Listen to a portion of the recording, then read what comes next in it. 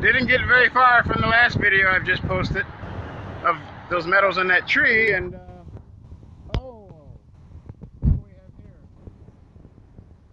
It was over by the fire hydrant, and I tried taking scanner shots of the fire hydrant, and everything came out okay. I'll post one of those scanner shots. But then when I took the scanner shot of this, I realized that it was irradiated, so I kicked it over in the dirt, took scanner shots there, it irradiated the dirt, put it here on the sidewalk, it irradiated the sidewalk. So, is this some natural phenomenon of ambient gas here in this area of medical complex of University of Michigan, including Kellogg's Eye Institute and the world's 5th ranked medical system, or at least the country's 5th ranked medical system? Or is this directed energy phenomenon? Well, not phenomenon, attack, maybe. This is the same kind of antenna that a police officer used to ruin one of my smartphones. That I had a pharmacist named T. King, who issued me irradiated Adderall via spectroscopy that she apparently is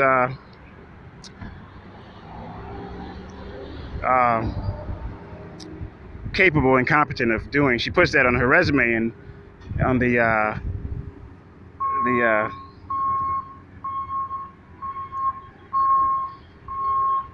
what is that called? The Lincoln account. But for some reason I've been hi, thanks. Vigo 3270. Right. But for some reason I've been blocked from accessing her resume on that site, even though I have previously, and I made a bunch of scanner shots of her credentials, and then hackers here at U of M erased almost all of it except for the first few scanner shots that I have. So I'll be posting that probably today. Somehow they tipped her off that I was on to her, and so even though I have a Lincoln account myself, which would grant me unrestricted access to anyone's posted resume on that site, unless that person deliberately blocked me specifically from access to it. So I'll take scanner shots of this, but you know, this kind of antenna exists on West Huron Street,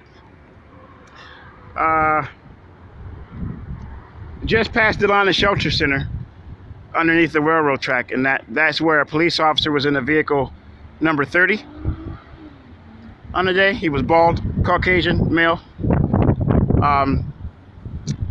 And I remember the incident, and I just remember, you know, like I wasn't going to stop at that bus stop there, which has a shelter dome, because I had been attacked, you know, somehow assaulted with some type of high energy while standing in one of those dome shelters before the AATA bus station over there at on Maiden Lane, across from the apartment complex I used to live in. I made a video about that. I attributed it to University of Michigan Police and or the hospital security police, because I saw a hospital security officer drive by moments after I sustained that injury in the back of my head, top back of my head. So, but these can be used somehow. You know, as you can see,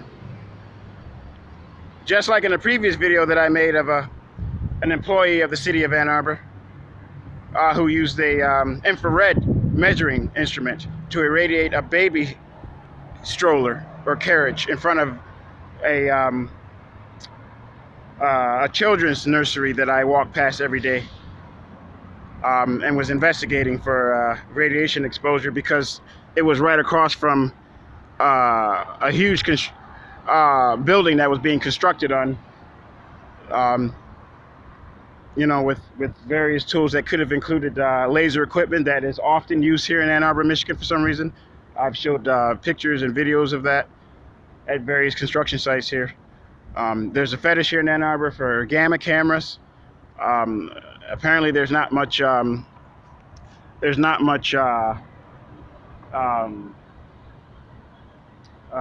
don't know, safety protocol and accountability for issuing the rental of those gamma cameras, and so they are so often I think used as weapons. In addition to, well, that's by the community, but by law enforcement and Ann Arbor municipal employees, they have these other means apparently. So my battery is going low very quickly. I want to take some scanner shots, so gotta go.